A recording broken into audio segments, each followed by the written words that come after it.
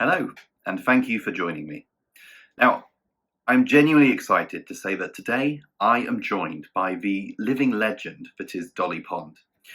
You may remember Dolly as the star of the groundbreaking documentary series Pond Life, and she's here to tell us about her life since that programme ended.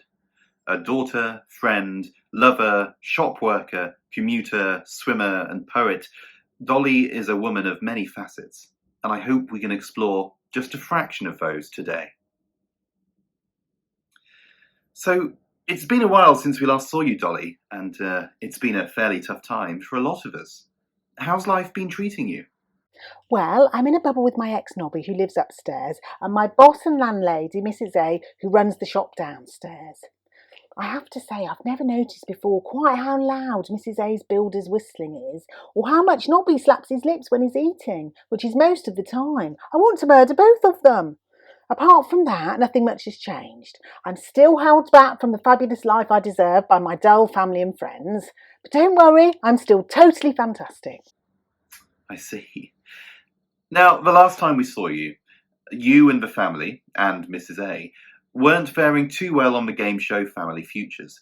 Did you manage to patch things up after that? Well, obviously, we'd have won if I'd been able to clone myself, but that pretty much goes for everything we try to achieve as a family.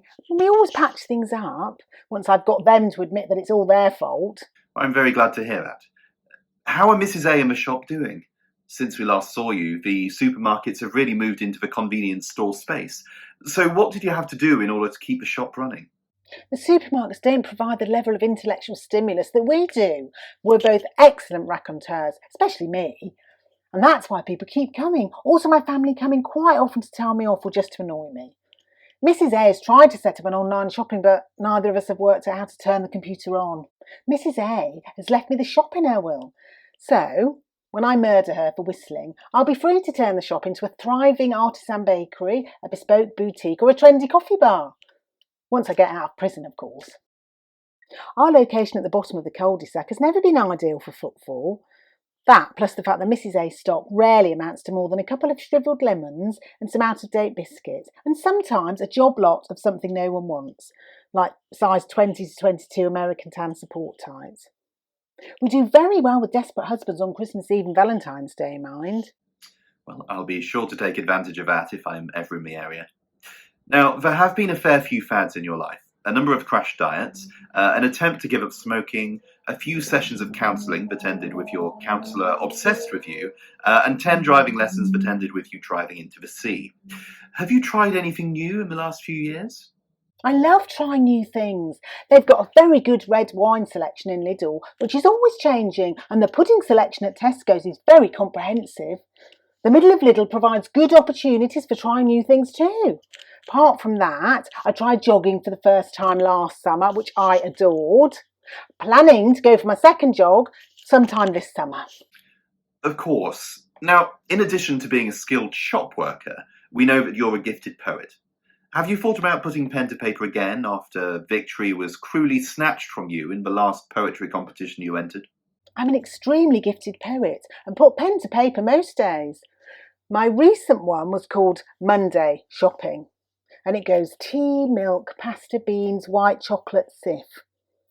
I've also written about 115 novel titles, but not the novels yet. My favourites are Woman on a Bus, Woman on the Verge of a Panic Attack, and Goodbye Dolly. They're all autobiographical. Truly wonderful. Now, speaking of talents, how is Gloria Leaf? Has her star risen any higher? Please don't speak of Gloria Leaf. Oh, it's too late now. I'm thinking about her. Well, she went to America for a bit, which was really annoying, and came back with giant bosoms and swollen lips and a failed acting career. But her overconfidence still fully intact. She's an influencer now. All she does is post pictures of her bosoms and lips, and she's got loads of followers. I reckon she bought them all off eBay or something. She's still very jealous of me, though. Oh, poor thing. Now, Dolly, as a single woman in the prime of her life, clearly, you've had plenty of romantic interests. From Nobby to larger lady lover Ray to the handsome but rather dull Didier. How has the love life been? My love life's been quite good during lockdown. I find the mask wearing on walks very useful. I can't see them and they can't see me, so it's all about the conversational skills, which fortunately I have in bucket loads.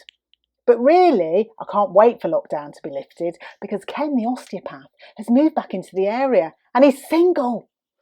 I've been busy building my portfolio of musculoskeletal ailments and buying a range of sexy underwear online so I can block book him when he reopens. How exciting. Now, on the same note, it seems that combined with the range of fads you've tried over the years, you may have a bit of problem with commitment. Do you think that's true? Could you see yourself settling down with somebody soon? Maybe even Nobby? I've got no idea what you mean. It's not my fault everyone I fall in love with is unavailable. Of course I see myself settling down. Once I've established myself as an influencer, got a new series on Netflix, and I'm rich and famous. I suppose Nobby is always a possibility. The trouble is, the only time I find him attractive is when he meets a new girlfriend and suddenly he isn't available to mend my toilet flush or buy me some Tampax. If I'm still single in my 80s, I might consider it, just for the company and odd jobs around the house. Meanwhile, he's backup for sperm donation if I decide I don't mind having children with sticky up hair and unfortunate personalities. Well, Dolly, I'm afraid that's all we've got time for, but it has been an absolute pleasure. I look forward to speaking to you again, and I hope that we can see you back on our screens in the very near future. Thank you again, and if you enjoyed my interview with Dolly, you can catch up on all of her adventures online. Just search for Pond Life.